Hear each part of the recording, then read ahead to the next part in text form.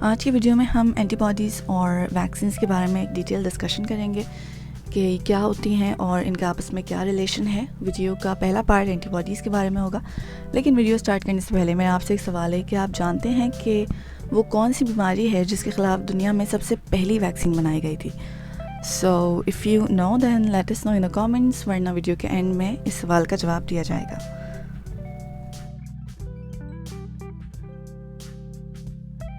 کہ جب بھی کوئی وائرس یا بیکٹیریا، ہارمفل وائرس یا بیکٹیریا جب بھی ہم پہ اٹیک کرتا ہے تو ہمارے اندر جانے سے پہلے اسے کچھ رکاوٹوں کا سامنا کرنا پڑتا ہے. وہ رکاوٹیں ایسی ہوتی ہیں جیسے آپ کی اسکن ہے، یعنی آپ کی کھال جراثیم کے لیے ایک رکاوٹ ہے. اس کے علاوہ ہماری باڈی میں جو اوپن اسپیسز ہوتی ہیں، آنکھ، کان، ناک، منہ وغیرہ میں جو سیکریشنز ہوتی ہیں، وہ سیکریشنز یا لعاب بھی بیکٹیریا یا وائرس کو اندر جانے سے روکتی ہیں. اس کے علاوہ اگر ہم نے منہ کے ذریعے انجسٹ کیا ہے وائرس یا بیکٹیریا کو، تو ہمارے معدے میں جو ایسڈ موجود ہوتا ہے وہ ان کو مار دیتا ہے اور انہیں اندر نہیں جانے دیتا.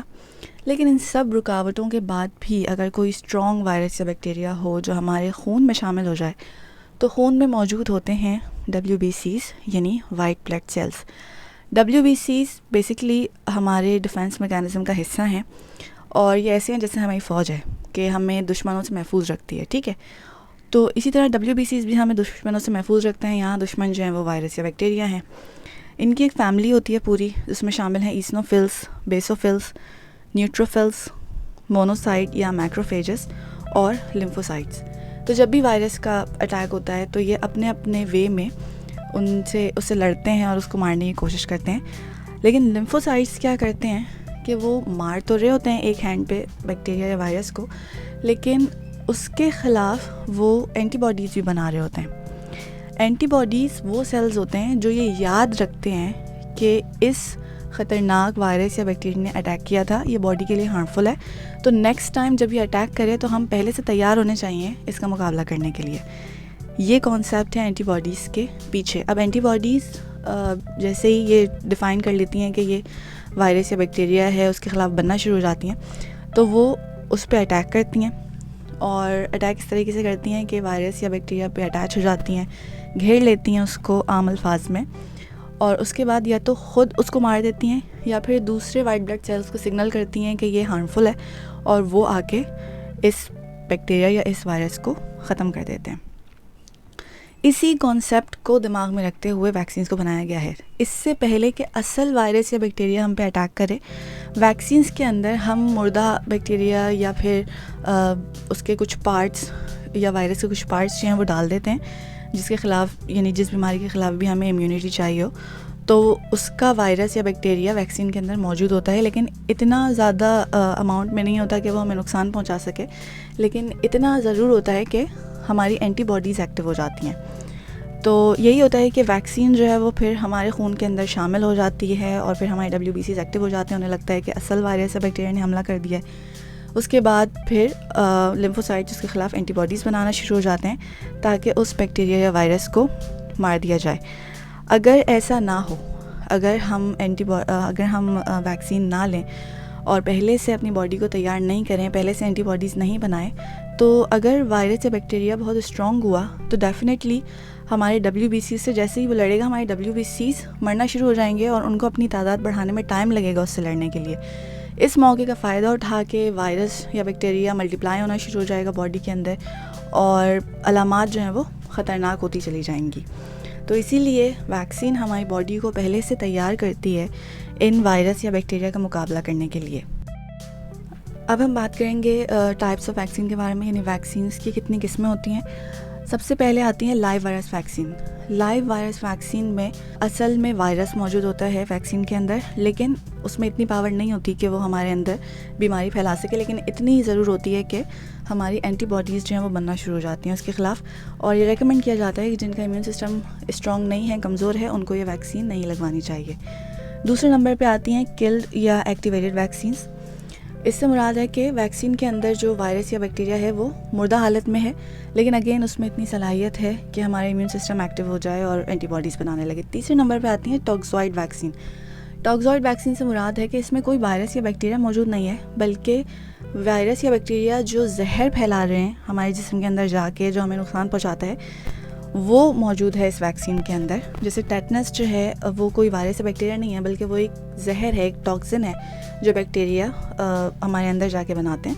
چوتھے نمبر پہ بایو سنتھیٹک ویکسینز آتی ہیں جو لیبارٹری میں بنتی ہیں. اس میں براہ راست کوئی وائرس یا بیکٹیریا نہیں ہوتا، بلکہ ان سے ملتے جلتے ٹکڑے ہوتے ہیں جن کو ہمارا امیون سسٹم سمجھتا ہے کہ وہ شاید وائرس یا بیکٹیریا ہے، اور اس کے خلاف وہ اینٹی باڈیز بنانے لگتا ہے. آج کل ہم ایک ورڈ بہت سن رہے ہیں اسٹرین یا ویریئنٹ کا، کہ کرونا کا نیا اسٹرین آ گیا ہے یا کرونا کا نیا ویریئنٹ آ گیا ہے. تو اس سے کیا مراد ہے؟ دیکھیں، جب بھی کوئی وائرس یا بیکٹیریا ہمارے اوپر اٹیک کرتا ہے، یہاں پہ میں کرونا وائرس کی ایگزامپل لے رہی ہوں، ٹھیک ہے. کرونا وائرس جب بھی کسی جاندار پہ اٹیک کرتا ہے تو جاندار کے اندر جا کے اس کو فیوریبل انوائرمنٹ ملتا ہے، یعنی اپنی مرضی کا ماحول ملتا ہے، کھانا پینا ملتا ہے، اور ان چیزوں کو دیکھتے ہوئے وہ اپنی تعداد بڑھانا شروع کر دیتا ہے، ملٹیپلائی ہونا شروع کر دیتا ہے. جیسے بیچ کا وائرس میں نے کرونا کا وائرس بنایا، ٹھیک ہے. اب جب یہ ملٹیپلائی ہوا تو اس کے ذریعے 1 2 3 4 5 نئے وائرس بنے. اب یہ جو 5 نئے وائرس بنے ہیں اصل کرونا کے نتیجے میں، اس کے ڈیوائڈ ہونے کے نتیجے میں، تو یہ پانچوں ہیں تو کرونا کے ہی وائرس، لیکن اصل وائرس کے مقابلے تھوڑے سے مختلف ہیں. یہ جو مختلف قسم ہے اسی کو ویریئنٹ یا اسٹرین کہا جاتا ہے، ٹھیک ہے. مختلف سے مراد یہ ہے کہ کچھ وائرس ایسے ہوں گے جو کرونا کے مقابلے لیس ایکٹیو ہوں گے، یعنی اتنی بیماری نہیں پھیلائیں گے اگر کسی میں چلے گئے، اور کچھ ایسے ہوں گے جو کرونا سے بھی 4 ہاتھ آگے ہوں گے اور اس کے مقابلے زیادہ بیماری پھیلائیں گے. اور یہ ہر جاندار کے ساتھ ہوتا ہے. جیسے اگر میں انسانوں کی مثال دوں تو جب ایک انسان کی اولاد پیدا ہوتی ہے تو وہ ہوتی تو انسان ہی ہے، لیکن ماں باپ کے مقابلے وہ اولاد ہو سکتا ہے کہ زیادہ ایکٹیو ہو، زیادہ شارپ ہو، یا پھر ماں باپ کے مقابلے ہو سکتا ہے وہ اتنی ایکٹیو اور شارپ نہیں ہو. یعنی یہ ویریشنز چلتی رہتی ہیں. اب یہاں پہ اگر میں ڈیلٹا ویریئنٹ کی ایگزامپل لوں تو ڈیلٹا وہ ہے جو کرونا سے بھی 4 ہاتھ آگے والا وائرس ہے، اور کرونا کے مقابلے زیادہ بیماری پھیلاتا ہے، زیادہ لوگوں کو تکلیف ہوتی ہے اگر یہ وائرس ان کے اندر چلا جائے. اب سوال ہے کہ اسٹرین کیا ہوتا ہے اور ویریئنٹ اور اسٹرین میں کیا فرق ہے. سائنٹسٹ کے حساب سے کرونا کا ابھی تک صرف ایک ہی اسٹرین ہے اور وہ ہے SARS-CoV-2. اس کے علاوہ کرونا کا اور کوئی اسٹرین نہیں ہے. دیکھیں، کرونا ایک نئی چیز نہیں ہے جو دنیا میں آئی ہے. کرونا وائرس پہلے سے موجود تھا، لیکن جانوروں میں موجود تھا، وہاں سے انسانوں کے اندر آیا. اسٹرین وہ ہوتا ہے جو ایک بڑی پاپولیشن کو متاثر کرتا ہے، ٹھیک ہے. جب وہ انسانوں کے اندر آیا، انسانوں کے اندر آ کے وہ SARS-CoV-2 کی شکل اختیار کر گیا، اور اس نے ایک انسانوں کی بڑی پاپولیشن کو متاثر کیا اور بیمار کیا. ویریئنٹس البتہ بہت سارے ہوتے ہیں، جیسے الفا، ڈیلٹا وغیرہ، یہ سب کچھ ویریئنٹس ہیں کرونا وائرس کے.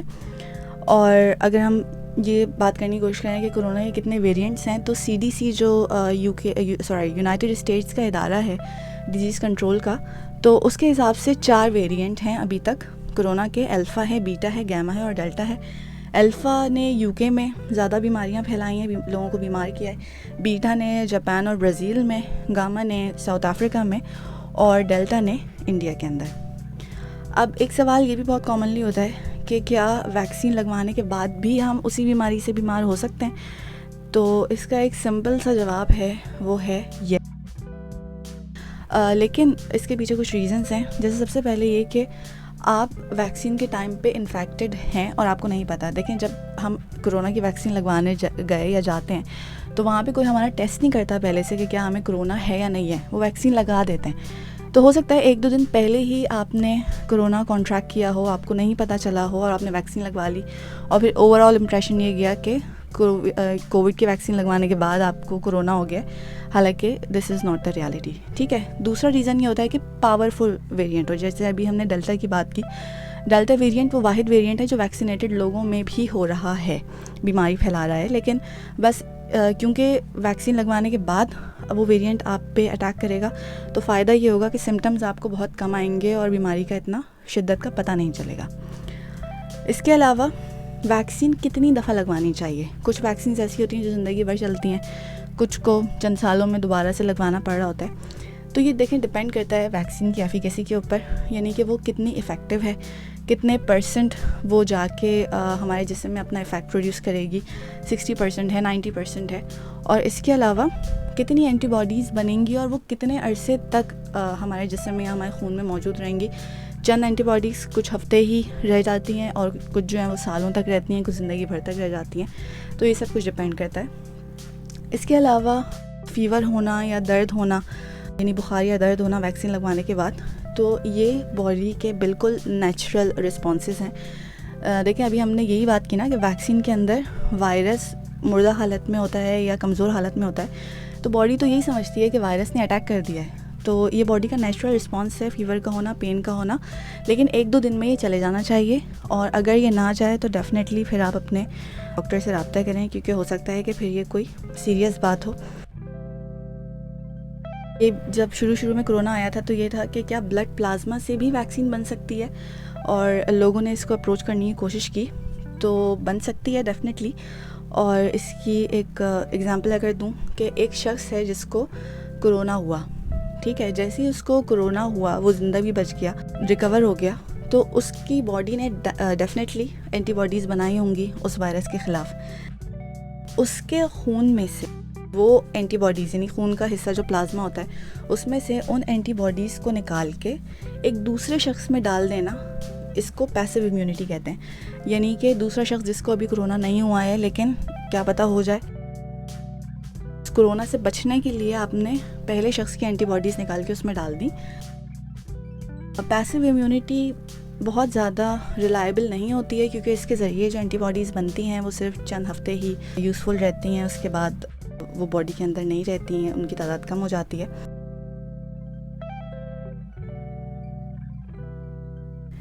اب آ جاتے ہیں ہم اس جواب کی جانب جس کے بارے میں ہم نے آپ سے ویڈیو کے شروع میں سوال کیا تھا کہ وہ کون سی بیماری ہے جس کے خلاف دنیا میں سب سے پہلی ویکسین بنی, تو وہ ہے اسمال پاکس یا چیچک. ایٹ دی اینڈ نوٹ, آپ ویکسین جب تک نہیں لگوائیں گے تب تک آپ کے ارد گرد کے لوگ یا آپ کوئی بھی محفوظ نہیں ہے, کیونکہ دیکھیں ویکسین ایک وبائی مرض کے خلاف لگائی جاتی ہے, ایسا مرض جو لوگوں کے ذریعے ایک دوسرے میں پھیلتا ہے یا جو زیادہ پینفل ہوتا ہے اگر کسی کو ہو جائے. تو اس لیے پلیز ویکسین لگوائیے اور اپنے آپ کو بھی سیف رکھیں, اپنے سراؤنڈنگ میں جو لوگ ہیں ان کو بھی سیف رکھیں. And this was all about the video, so see you next time. اور اس طرح کی مزید ویڈیوز دیکھنے کے لیے پلیز سبسکرائب ٹو چینل, اور اگر یہ کانٹینٹ آپ کو یوزفل لگا then also share to your love ones, and thank you for watching.